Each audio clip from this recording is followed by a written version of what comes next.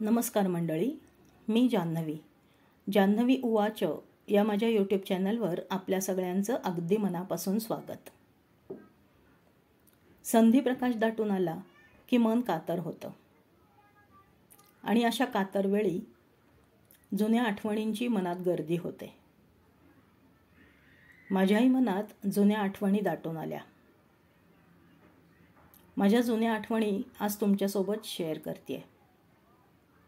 आवडल्या तर लाईक करा, शेअर करा आणि सबस्क्राईब करा. धन्यवाद. आमच्या नवीन घराची वास्तुशांत झाली आणि लगेच आम्ही तिथे राहायला गेलो. अगदी लहान घरातून या मोठ्या घरात राहायला आलो म्हणून आनंद तर होताच, पण मुख्य आकर्षण वाटत होतं ते म्हणजे या घराच्या आजूबाजूला सगळी शेतजमीन होती त्याचं. आमचं बैठं घर होतं. राहायला यायच्या आधीच कोणकोणती फुलं झाडं लावायची हे आमचं ठरलं होतं. वास्तुशांतीसाठी आलेले मामा, मावशी, काका काही दिवस राहिले. 4-8 दिवसांनी त्यांना निरोप दिल्यानंतर काही दिवस घर लावण्यात गेले. कारण नवीन घरात वस्तूंच्या जागा ठरवून त्यानुसार सोयी करून घ्यायच्या होत्या. दरम्यानच्या काळात आईने एकदा लाल भोपळ्याची भाजी केली.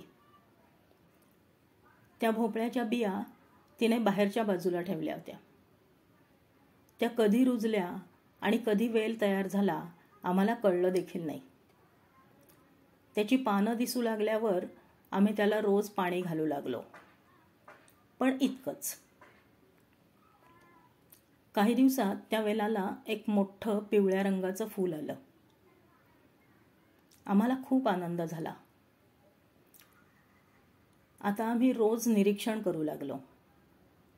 काही दिवसातच त्या फुलाच्या मागे एक छोटासा भोपळा दिसू लागला. आमच्यासाठी हे सगळं खूप नवीन होतं. खूप छान वाटत होतं हे सगळं अनुभवताना. आमच्या लहान घरामध्ये आम्ही फक्त तुळशीचं रोप बघितलं होतं. एकदा त्यात चुकून लिंबाच्या बिया पडल्या आणि त्याची 1-2 रोपं तयार झाली. पण तुळशीच्या रोपाला अडचण होईल म्हणून त्या लिंबाच्या रोपट्यांची हकालपट्टी जवळच्या बागेत करण्यात आली. असा हळूहळू होत जाणारा भोपळा बघून आमच्या मनातली बाग अधिक फुलू लागली. आता फुलझाडांच्या बरोबरच भाजीपालाही लावण्याचे मनसुबे तयार होऊ लागले. आम्ही हळूहळू तयारी करू लागलो. कोणत्या झाडाचं बी पेरावं लागतं, फुलांच्या वेली लावताना त्या नाजूक खोडाची चुंबळ करून फक्त एक टोक जमिनीच्या वर ठेवलं तर जास्त ठिकाणी पालवी फुटते. काही रोपं तयार करून ती परत दुसऱ्या ठिकाणी रुजवावी लागतात. अशी नवी नवी माहिती मिळू लागली. गुलाबाला लाल कोवळी पानं दिसू लागली म्हणजे पाठोपाठ कळी येणारच, असं ठामपणे सांगणाऱ्या जोगळेकर मावशींचा चेहरा आजही आठवतो. एव्हाना आमचा भोपळा मोठा झाला. आईने घरात आणून आधी तो देवासमोर ठेवला. त्यातल्या थोड्या भोपळ्याचे मस्त असे घारगे केले. त्याचाही नैवेद्य दाखवला आणि त्यानंतर आमच्या आजूबाजूच्या घरातूनही नेहमी घारग्यांचा खमंग वास येऊ लागला. कारण आता आमच्या वेलाला खूप भोपळे येऊ लागले होते. आमच्या घराभोवती 3 बाजूंना आम्हाला झाडे लावता येणार होती. आई आणि मी आता त्याच उद्योगाला लागलो. आईने विटांचं कुंपण तयार केलं, वाफे तयार केले. पाहता पाहता आमची सुंदर बाग तयार झाली. घराच्या पुढच्या बाजूला जाईची वेल होती. दुसऱ्या बाजूला गावठी गुलाबाचे ताटवे. घरी येणाऱ्या व्यक्तीचं स्वागत या सुगंधाने होत होतं. मागच्या अंगणात तुळशी वृंदावनात एक मोठी तुळस होती आणि त्याखाली तुळशीची अनेक छोटी छोटी रोपं नव्याने उगवल्यामुळे तिथे आमची तुळशीबाग तयार झाली होती. रोज मागच्या अंगणातल्या पारिजातकाच्या सडा बघून दिवसाची प्रसन्न सुरुवात होत होती. लालबुंद जास्वंद, पिवळी धम्मक शेवंती, निशिगंध, तगर याने देवघरातले देव सजत होते.